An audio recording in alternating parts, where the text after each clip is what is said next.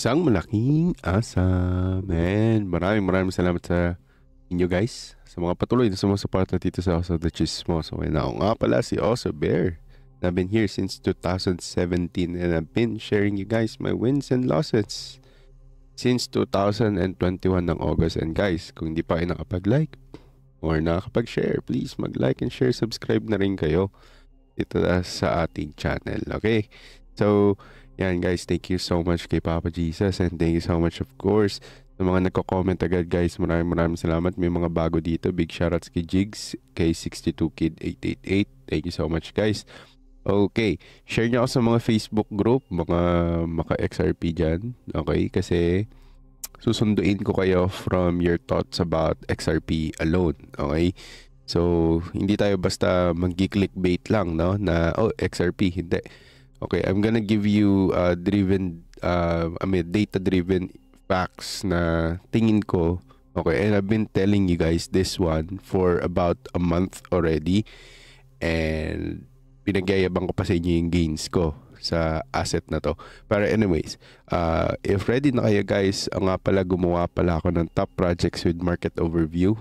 My prediction netong yesterday. Okay, so sinasabi ko lang dito kung ano yung magiging prediction ko and I really think, okay, we are going towards this projections or this kind of, okay, assets, okay, in the future. Pero hindi ako super sure, pero I'm just want to put it on a word, okay, para lang mababalikan natin siya one day.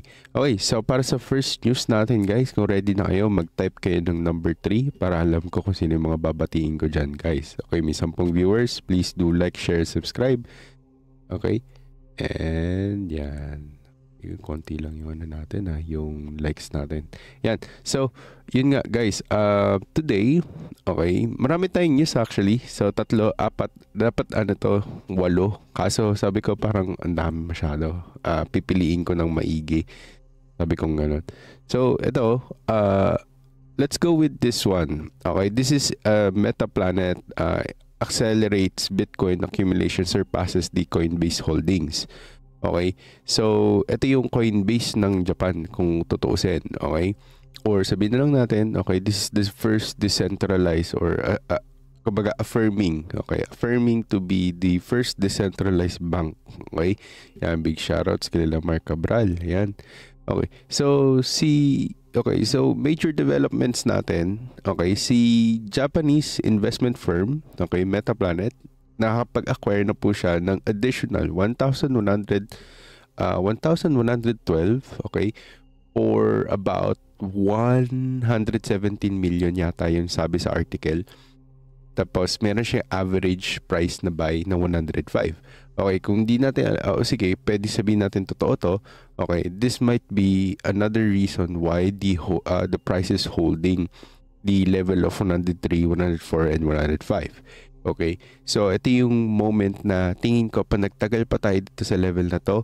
Kung mag-pump tayo sa 130, 50, 60, sabihin natin at mag-dump to for a short-term dump na 3 months, sabihin natin, kunyari lang. Okay, dito tayo hihinto sa 103 kasi nagtatagal na tayo dito sa level na to. Okay, so big shoutouts kay Mark Joseph Navarro. Yan, big shoutouts sa inyo. Okay, so with this purchase, si Metaplanet or yung Metaplanet's total Bitcoin holding, okay, nag-reach na siya ng total of 10,000 Bitcoin. Sinurpass na po niya si Coinbase na merong reported treasury of 9,267. Okay, ayan, big shoutouts kay Anime Channel. Okay, sabi niya, awesome, tanong ko lang kapag ba bear market hindi naaangat yung market kahit bear months. May mga ilang assets na umaangat kahit bear market. So ito yung sinasabi ko ni the opposite trend or the opposite narrative na tinatawag. Pero next time na natin pag-usapan. Big shoutouts kay Luis Paredes.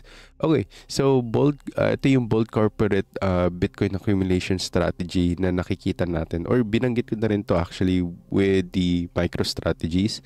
Okay, napapansin ko lang na they are doing OTC deals, but this one, okay, I want to share you the Metaplanets is executing this high leverage acquisition strategy na tinatawag. Okay, so Ang ginawa nila is they have raised 210 million through a zero interest bond issuance. Okay? So itong proceedings or this proceeds are explicitly, okay, earmarked for further Bitcoin purchases. Okay? So ibig sabihin continuous lang to at magpapatuloy pa to at nakaka-FOMO siya kung tutuusin. Okay? In the line with the company's radical approach to asset allocation. So ito yung wala si MicroStrategies. Kumbaga nakabase lang to sa kung ano yung the best time, best levels to buy, and they're doing OTC deals too. Okay, which is very 50-50 to trust and 50-50 the other 50% of that one is like something that we can be hopeful for, no? But that's what happened if nag-hope kayo sa mga tao, no? Instead of hoping doon sa binigay sa inyong talents or yung binigay sa inyong capabilities ng Diyos. Okay? So, now, on this one, okay, yung ambition natin to hold 1% of all Bitcoin ni Metaplanet, okay, yan yung goal niya. Okay? And ang goal niya is to acquire 210,000 BTC by 2027. And with this 200,000, more than 200,000 BTC to accumulate is they're trying to create a utopia. Okay, wherein it will be super, kumbaga, eco-friendly na economy. Hindi to like economy sa this is like a real, okay, environment na tinatawag. So, more of like a digital driven city, parang ganun. So, let's see if totoo mangyayari yan. So, but this one, which itong 210,000 na plano nila, it will represent approximately 1% of the absolute limit of the 21 million Bitcoin. So it means this is a status, no? Pag hinold nila yung 210,000 Bitcoin, malaki yung chances na they will not be selling this. Okay, if tamaan ka ng galit dahil sa sinasabi ko ngayon, okay, mag-isip ka maigi. Okay, this is more of like a status. It's not more of like just trying to be rich. Okay, and this is going to be free marketing for them. Okay, Metaplanet is built with 30% marketing. They have really good marketers. Okay, so this is a very ambitious expansion kung titignan. And it is set to be, okay, underpinned by a 5.4 billion, okay, letter B, billion equity offering. Okay? According to the company's disclosure dito sa document na to, or article rather. Okay, so ang market context natin for this one, okay, or kumbaga corporate BTC accumulation, kung titignan natin dito, sabi dito sa document na to is si Metaplanet acquisition drive, kumbaga ipinupush niya na maging part of an escalating trend, okay, of publicly traded companies using Bitcoin as a treasury reserve. Marami na kasi yung ganyang companies lately. Okay guys, 30 kayo dyan na nagta-32 kayo. Please mag-like kayo and share. Malaking tulong yan. Tadtarin nyo yung heart button. Tapos tadtarin nyo yung chat natin ng number 3. Okay? So, currently, the global leader in terms of this one, okay, na nag-incorporate ng Bitcoin holdings as their treasury is si Michael Saylor or si MicroStrategy with over 582,000 Bitcoin held. Okay, so I really think Metaplanet is like it's like the MicroStrategies ng Japan. Pero I really think also there is another asset, no, sa Singapore or somewhere in Southeast Asia na doing the same thing, which is the BB. Okay, so babanggitin ko lang para lang naman, no, one day biglang mag-pump yung BB, wag na kayo magugulat. Okay, ito yung tinatawag na bounce bit.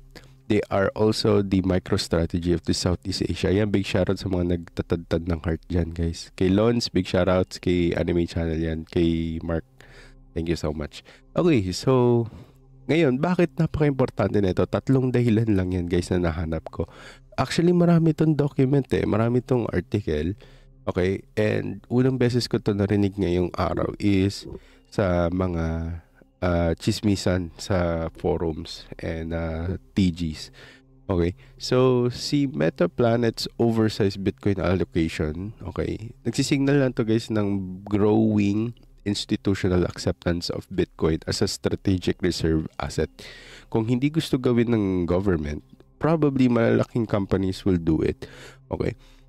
And this may lead to a monopoly kung hindi gagawan ng paraan, no? So, when I say monopoly is, sinong may pinakamaraming Bitcoin na company, okay, malaki yung chances nila na will be able to convince a lot of companies to be under their umbrella. Okay, kasi ganito din yung nangyari sa BlackRock back in 40s, 50s, 60s, 70s, 80s, 'di ba? So, now, guys, itong willingness, ito yung pangalawang reason. Itong willingness to finance BTC acquisition via zero interest and equity offering is going to be an important play in the future. Okay, so tatandaan nyo to guys, okay, na si Metaplanet are one of those who protected the levels of 100k. Okay, so this will reflect not just the conviction but also yung confidence ng mga companies. Kahit nasa 100k na tayo, bumibili sila. Wherein, like MicroStrategies is still waiting for a 98 to 93. Even banking companies or mga banks who were not able to really buy 98 because everyone, even me, was expecting na mauuntog tayo sa 98 pero hindi nangyari. Okay? So, pangatlong reason why this is very important is na-surpass niya isa sa pinakamalalaking asset holding management company, which is si Coinbase. Yes, oo, DEX din sila or SEXes din sila, exchanges din sila, but that's why it's more important na yung news natin or headline natin is magre-revolve dun sa topic na si Coinbase naungusan siya ni Metaplanet, something like that. So guys, punta tayo sa next topic natin for this one. Ito yung global crypto funds natin. Okay? So wait lang nasaan na ba yung dito notes ko? Kasi nilagay ko ito sa notes ko medyo hindi ko to naintindihan kanina. Okay, so yan. Yung weekly fund flow overview natin for this one. Okay, big shoutouts kay Eggsy, pati kay Happy. Yan, nagbabasa ako comments, huwag kayong mag-alala. Okay, so yung global crypto fund recorded natin for this one is going to be 1.9 billion in net flows. Okay, for the 9th straight week. Okay, so kung gusto nyo marinig muna first kung bakit this is very important or key takeaways natin for this one is crypto investment inflows remains strong. Yun na masasabi natin dyan. This is being led by US-based spot ETFs and institutional allocations to Bitcoin and ETH or Ethereum. Then, pangalawa natin is altcoins like XRP and SUI, okay, are going to regain, okay, or they are regaining investors' interest after several weeks of outflow sa ETF and maging sa Bitcoin alone. Okay, number 3. Okay, this is very important is because of the regional divergence na tinatawag. Okay, pinapersist na ito with a strong inflows in the US but lingering outflows naman sa selected Asian countries and Latin American markets. So, ibig sabihin, pinapakita lang dito sa data natin yung outflows na, okay, bagkus ganun yung mangyari, di ba? Si US is being smart in terms of when to enter and when to exit. Okay, hindi ko sinasabi puro enter lang sila. Malaki yung chances din na nagsisell din to sa tops or sa potential tops ng market. Depending on the psychology of the market since wala tayong overhead resistance na clear maliban sa 108, 111, no? So basically, sabihin natin basagin natin yon, what's gonna be the next resistance? So they will be basing on psychological level or yung number or yung mga parang numerology, etc. Ganyan sila. So, ngayon, okay, may tinatawag din tayong pang-apat na reason ko kung bakit napaka-importante nito. It's because of the market resilience. Okay, tuloy-tuloy pa rin naman, no? Although maraming analysts na nagsasabi or nag-express ng kanilang cautions na double tap to, etc. Okay, and there is a civil unrest, meron din daw tayo tinatawag na global uncertainties, meron tayong uncertain monetary policy outlook too as well. Big shoutout sa 41,000 viewers natin. Big shoutout sa inyo. Please mag-like, share, subscribe po kayo para makatulong tayo sa ating algorithm. Okay, so while you're looking at the screen, okay, I want to express my thoughts, okay, on this one. Na yung, di ba, tulad yung sinabi ko kanina, meron tayong global funds recorded of 1.9 billion. And para sa mga nakararami, parang wala lang to, guys. Okay? So, ito na. Ito na yung sasabihin ko. Wait lang, tumatawag pala asawa ko, hindi ko nakita. Okay. So, ito na yung sinasabi ko. Kumbaga, paano nga ba sabihin to? Dung 2005 year to date total natin so far is sitting around with 12.9 billion.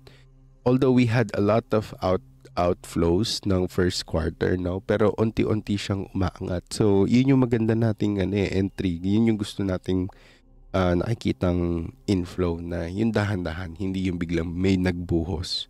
Okay, kasi makaka-attract yun ng mga gutom sa pera na gustong mag-TP, gustong mag-outflow, gustong nakawin yung pera para paglaruan sa OTC. Pwedeng mangyari yun. So, ito yung nagugustuhan ko so far by early April. Even though the market nga nag-dump siya noong February, tapos March, tapos we really did see a lot of inflows already by April. No? Kahit sa stocks actually, we saw a really strong bounce, as if it was a capitulation because of a major event. So we can say na major event nga yung yung tariff wars, etc. But yeah, it was a barrage of negative news, hindi lang basta negative news about tariffs, 'di ba, etc. Na confirmation na lang din yung yung mga sumunod na tariff wars, tariff minus tariff ulit, dagdag ulit tariff, etc. Confirmation na lang yan on top of the other news na negative din talaga dun sa market. Okay, so big shoutouts kay Elon Son. Okay, big shoutouts sa'yo. Okay, so para lang bilisan to, okay, Bitcoin's funds natin, nag-rebound siya with a 1.3 billion in strong inflow. Okay, yun yung hindi natin napansin. Ako din, hindi ko napansin to. Kaya siguro, nag-pump yung market natin right away from 101 to 103 to 111. Okay, nire-represent na to yung ating 1.3% weekly gains, further confirming, okay, the positive sentiment among US investors pag pinag-uusapan natin US investors, guys. Okay, big shoutouts kay Kinetsu, pati kay ZenMind. Big shoutouts sa inyo, guys. Yan. So, guys, tatarin nyo yung chat natin ng number 3, okay? Yan. So, share nyo ako sa mga Facebook groups para makita nila tayo. Okay, so tulad nga sinabi ko, pag-usapan natin si Ethereum investment, since I've been talking to you guys for 2 months already about sa Ethereum investment. Okay, at yung tinatawag natin na we'll be playing around with yield since Ethereum is the safest so far. Okay, safest Ethereum network. Okay, Ethereum network is safest by far. And also, masasabi ko, may free cybersecurity ka dito.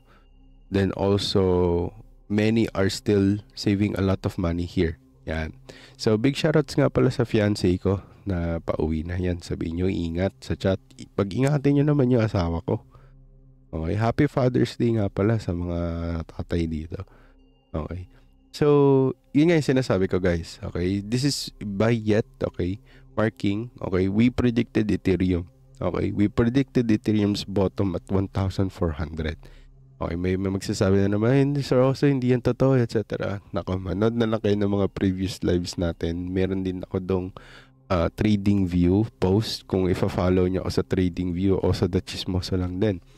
Okay? So, doon, pinapakita lang them na this is a strong prediction ko, tingin ko na this is all about US adoption, even though we're not getting strong news about, okay, we're gonna buy Ethereum, etc. Walang ganon yung government ng US. Pero WLFI is expressing a lot of good takes on Ethereum, diba? Aave. So we're just basing on that one instead of like doing a lot of experimentation sa market. Now let's talk about XRP, guys. Okay, XRP and SUI. Okay, so we've been talking about XRP versus SUI as well, no? So the only thing na wala kasi sa SUI kasi is yung tinatawag na yung ISO, no?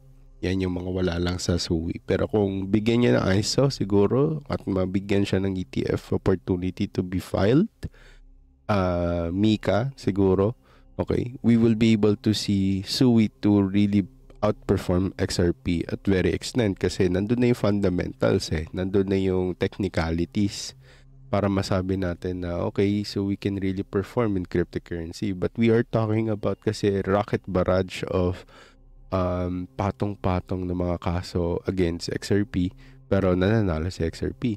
And bullish news na we had with XRP is nag-back out na si SEC, no? So si SEC backed out a lot of kaso nila against XRP and even HBAR, diba? So same thing with Sol, no? So same thing with Sol. Let's give it to Sol. So for this one, okay, we saw or each saw the this two we had a fund net like first net inflow of 3 weeks adding around 11.8 million and 3.5 million naman sa SUI. Okay? So 11.8 sa XRP tapos 3.5 naman sa SUI. Okay? So this one is a great shift, signal renewed for the investors and yung mga kulto natin sa XRP. Okay, so this is giving a lot of optimism, okay, for these altcoins, okay, na pinag-uusapan natin. And kung hindi pa kayo gala sa channel ko, okay, pinagsikapan kong gawan ng maraming versus yan. So ito, pinag-versus ko rin to. Pinag-versus ko yung SUI dito. Ni-reveal ko na ngayon. So ito din, pinag-usapan natin siya. 8 minutes lang din to. Ito din, maganda rin to. Okay, so ginagawan ko siya. So yan, kailangan nyo lang i-replay. Pwede i-times 2, times 3 nyo yung speed. Bahala kayo sa buhay nyo kung nababagalan kayo sa akin na magsalita. Okay, so yun na, tulad ng sinabi ko, kumbaga nasa na ba? Yeah, the shift, okay, or signals natin, okay, nagbigay siya maraming maraming positivity sa mga ito yung sinasabi kong mga alts na pag nabigyan mo ng bullishness news, pinapatulan agad nila. Mabilis sila magkalat ng news. And given the fact that many people are still paying a lot of bots for replies and auto posting pag may mga good news and auto retweets, no? XRP, SUI, ADA, Cardano, yan yung may mga malalaking bot shares or mind share as well sa market, no? So let's go ahead and talk about our second to the last news. Okay, i-reveal ko sa inyo ano yung magandang panlaban at matagal ko nang pinag-uusapan, okay, na asset na malakas talaga at ang laki nung naging gain niya over the months. Okay, and ang ganda ng buy natin dito, $12. Then meron din tayong average buy of 21 kasi medyo mataas yung mga iba kong naging buy. Pero lowest buy natin dito is $12, which is really good, really early. So yan. Okay, so Trump made over 57 million, okay, from World Liberty Financials or WLFI sales. New disclosure shows. Okay, so ano ibig sabihin nito, guys? Okay, let's go ahead and do a key facts and financial details on this one kasi medyo mahirap to basta sabihin lang natin na si Trump ang bumulsa nito. Okay, but since the news is saying that way, okay, If gano'n na mangyari, di malaking kaso to. Anyways, okay, so Donald Trump earned 57 million in 2024 from WLFI token sales. So, yan yung natin, drawback natin dito. Gusto ko lang dalin kayo sa dati nating nangyari. This is back in December. So, March 2024 naman, ng WLFI natin, babalik tayo ng mas grabe, nakapag-raise sila ng 550 million. Okay? And distributing around 25% of WLFI total of 100 billion supply. Okay? So, ito yung may mga KYC pa, malimit yung mga tiga ibang bansang nakakabili kaysa mga tiga US. Tapos, Trump personally holds 15.75 billion of WLFI, not dollars, okay? WLFI governance token. Okay, so since we're talking about governance dito, primarily nasa kanya ang voting, which are currently valued around 1,001. Yun na yun. Then biglang tumalon sa 15,000 according to the disclosure guidelines or after the disclosure guidelines. Okay, so this allocation provides Trump with voting rights, okay, and say in project governance. Kung ano yung magiging plano ng ng magiging project nitong project na to, kung ano pa yung magiging project within the project ko, at kung ano pa yung magiging future nitong asset na to, kung ano yung bibilhin, anong asset ang ipopromote, US first ba, AAV, okay, AVAX ba, etc. It really depends, okay? But lately, okay, they've been expressing a lot of new tokens na gusto nila idagdag, pero there is no explicit information about that. Okay, so the project and project background and Trump's support on this one is very clear. Okay, so marami dito na bigyan ng USD1, okay, stable coin. So, sino yung mga yun dito, guys? Pwede kayo mag-comment down below kung nabigyan kayo niyan. Pwede nyo i-check sa mga dexes nyo kung nahulugan kayo ng USD1. Check nyo lang, okay? Pero make sure tama yung contract address, huwag basta benta, mamaya phishing, okay, or dusting token yan. Mag-ingat kayo. So, yung role ni Trump dito, okay, he's just like a marketer or a active supporter of WLFI, okay, WLFI concept and the concept of USD stablecoins, okay, or US first, okay, so ito yung tinatawag na USD1. Kasi USD first, kumbaga parang ganun, or US dollar first. Okay, and he does not hold any official management or operational position on the project. So, ito nga yung plano na governance lang. So, may malaki siyang control sa magiging governance natin. So, the initiative aligns with Trump's recent advocacy para sa US dollar backed up stable coins, okay, coinciding with ongoing legislative developments recently. Okay, nag-express na naman sila na hindi, interested na kami, gusto natin, parang gusto ko parang ganyan yung sinasabi niya doon sa naging recent legislative developments na makikita niyo sa POTUS website, okay, or sa Truth channel, Truth social media niya na account. Last month ata yun, or hindi ko na maalala. So, something like that. So, sabi dito sa controversy kung bakit hindi pa rin talaga ito maging bullish talaga is because of the potential conflicts and of interest ni Trump.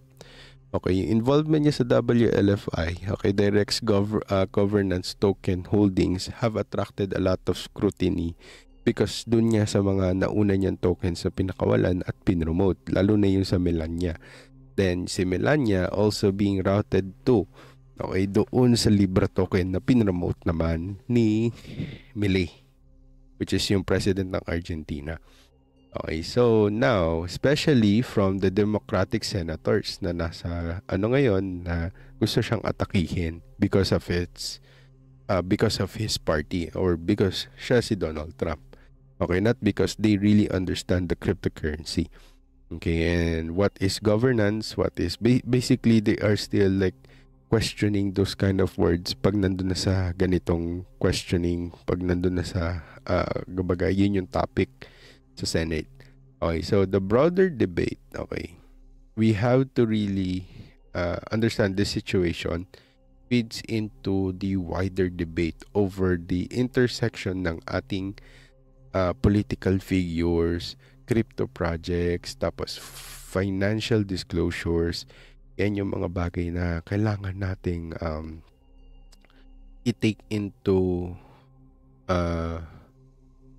account pagdating sa mga re-reasoning bakit ako bibili ng WLFI, ba't ko titingnan si Donald Trump, ba't ako susunod sa kanya, something like that, ba't ko bibilin yung sasabihin niya. So yeah, but we're in a digital asset industry already, kumbaga, that nagmamature na kasi siya. So therefore, okay, this one intertwines with the regulatory frameworks. Okay, so just to give you, okay, a context and implications about this is yung stablecoin US policy natin. Okay, this is very broad still, okay, kasi meron tayong US stablecoins first muna, parang ganun, yung nagiging recent talks and how to really regulate US stablecoins. And they are looking into nakikita lahat ng tao. Okay, basta mas malaki yung nagiging stake mo at malaki yung pinapahiram mo, binaborrow mo sa cryptocurrency, is malaki din yung kikitain mo. So this is like the new form of like interest sa bank, no? So this is like a welcome party wherein makakakuha ka din ng mga rewards, airdrops, etc. aside from the actual reward or yield na makukuha mo by putting in your wealth. Na sabihin natin, umaabot ng $50,000, $100,000, umaabot ng $200,000 or even $1 million. Okay, many people will be tempted into getting into it. Sabihin natin, okay, kunyari lang, okay, in order for you to really protect your US dollars is to get to stable coins. Yan yung mga nagiging talks about that. Okay, more of that, okay, sa document sa Meraki.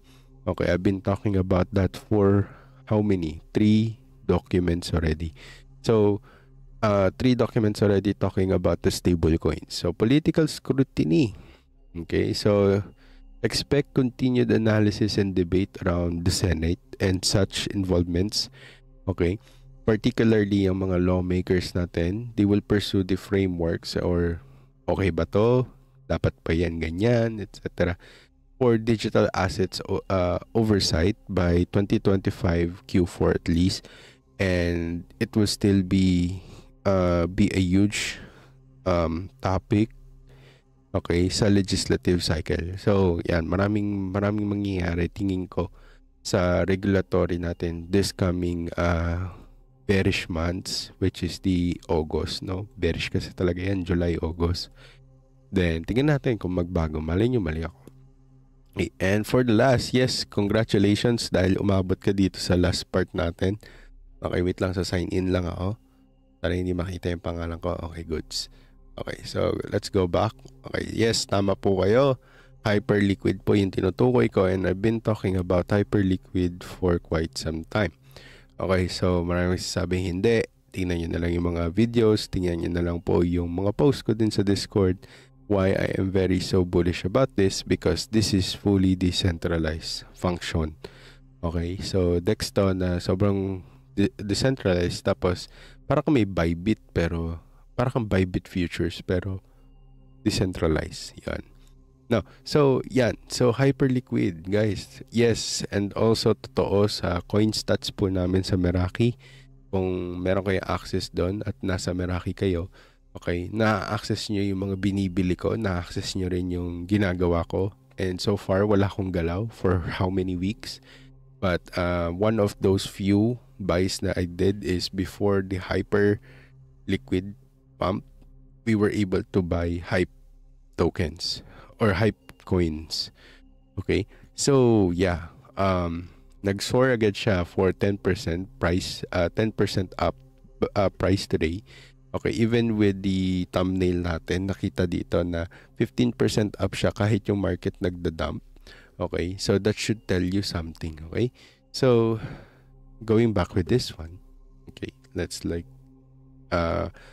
try to make you guys understand. So big shoutout sa mga tiga Taiwan, big shoutouts kay Master Gray, kay Kolot, big shoutout sa inyo. Okay, please guys, kung ready na kayo, mag-type kayo ng number 3 ulit. Okay, para wala lang. Para lang sa algorithm. Okay, para lang makita ko din. So yan. Okay, so tulad yan sinabi ko. Okay, big shoutouts kay Damon, pati yan kay Charlene. Yan, big shoutouts kay Eggsy yan. Kay Cosmic yan, big shoutouts kay Lons. Yan, big shoutouts sa inyo guys. Okay, so big shoutouts sa mga nandito yan, 36 viewers. Nag-42 tayo kanina, big shoutouts sa inyo. Okay, so tulad nga sinabi ko, Hype now ranks 5th, okay, largest token by futures trading volume. Dating 10 to guys. Okay, walang gumawa ng ganitong kind of fast increase in ranking. Okay, ang lakas na ito guys. Hindi ako magugulat kung top 3 na to sa susunod. Hindi ako nang bullish guys. Okay, sinasabi ko lang yung totoo. Kasi nung sinabi ko to dati, yung hyperliquid wala pa rin naniniwala. So, ito ngayon sasabihin ko sa inyo, hindi ako magugulat kung maging top 3 na siya. Kasi ang dami na nagtitrade dito. Even si Andrew Tate na ina-idol nyo. Yeah. Si Andrew Tate dito, kita-kita yung mga talo niya at hindi niya maloko yung mga followers niya sa pamamagitan ng DEX. Okay, ng DEX trade or DEX futures dito. Okay, so ngayon, why XRP maintains the dominance in futures? Okay, bakit? Okay, yan, big shoutouts kay Diwata, big shout, Pares. Yan, big shoutouts sa inyo.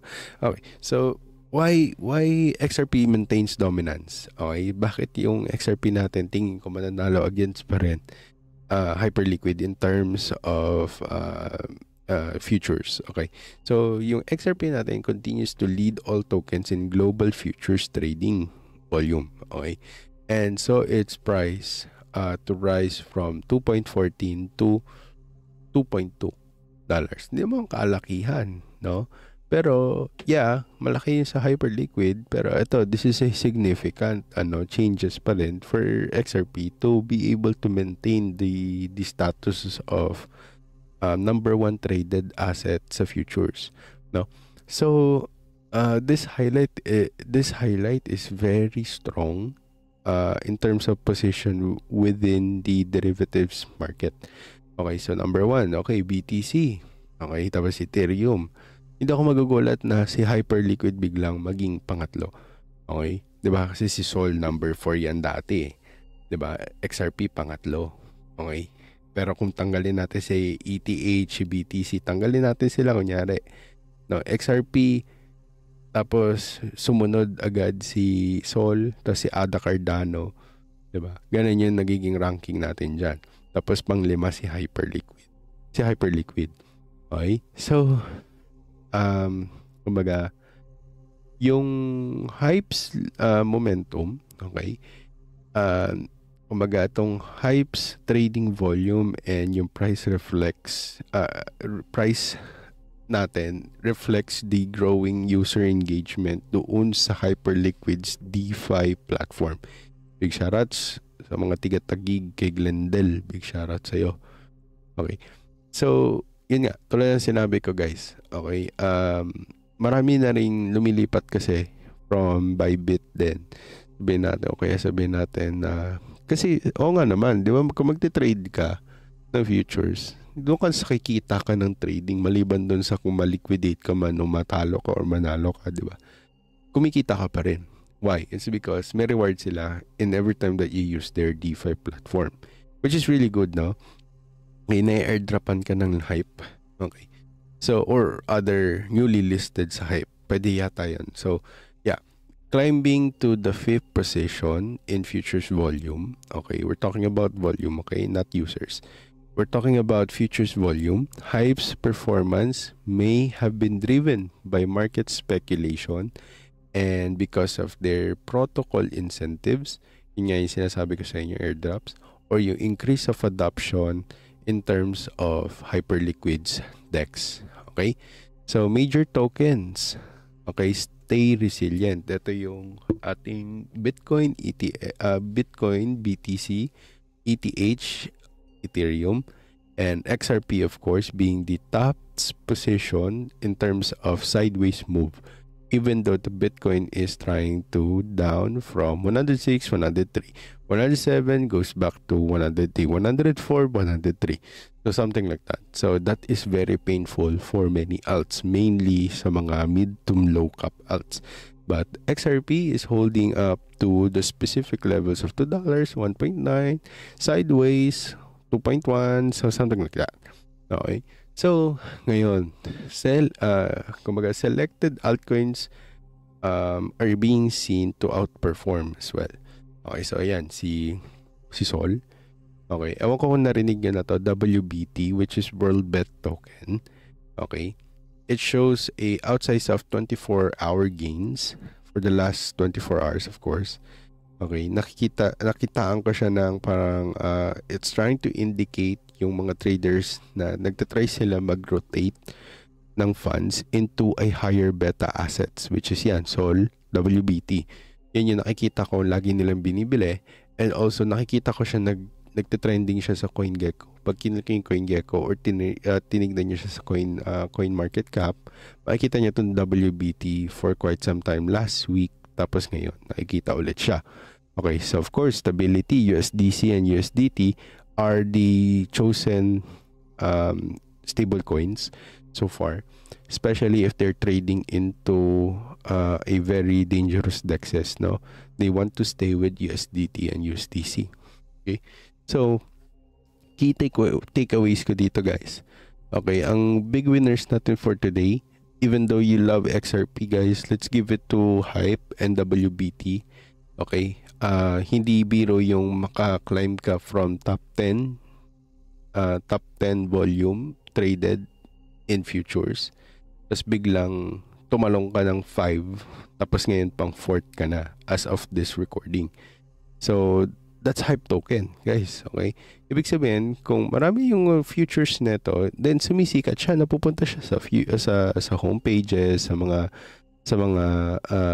easy to access ng mata nyo in terms of kung ano man yung ginagamit nyo for exchanges. Sabihin natin Sexes or Dexes, sabihin natin Bybit, or sabihin natin kung nagde-dex din kayo, most probably you'll be able to see Hype token. And maliban sa sinasabi ko na sa inyo to dati, nung nasa 21 pa lang, sinasabi ko rin to nung nasa 24, until we were able to see that the Hype token is really moving a lot of tentacles, kumbaga. So weird tentacles, but tentacles yung ginamit ko. Is moving a lot of hands, okay, just to be in a specific position in the market.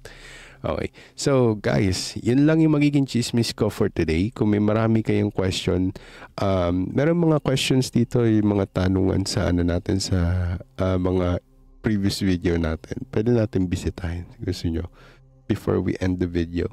Okay, so nasan na ba yun? Meron dito eh. Ito, yan daw settings ng Fumanchu. Okay, so ito yung naging sagot ko dyan. Okay, kasi kala nyo Fumanchu yun. It's a combination of volume, stdev, so edited code yan sa TradingView. So yan. So yan yung naging sagot ko for that one. So kung may mga tanong kayo dito, guys, big shoutout sa inyo. Tapos pag maganda yung naging post nyo, ipipin comment ko kayo. Okay? So yun lang, guys. Wala na ako masyadong i-chismis sa inyo. Pero syempre, of course, chismis lang ang lahat ng yun. Kailangan nyo pa rin aralin, planuhin, at kilusan. Nang sa gayon, ang lahat ng to ay ating makamtan. At syempre, stay awesome. Goodbye, guys. Pag bear market, naangat po siya pa bear months. Hindi ko gets. Anyways, bukas na natin sagutin to. Pero guys, kita-kits. And turn on your notification bell para alam nyo kung nagla-live ako, ha? Yan. So, thank you so much again and have a great night and stay awesome, guys. God be the glory, guys. Also, bear nga pala, chismoso ng crypto since 2017 bull run and have been documenting my journey since 2020.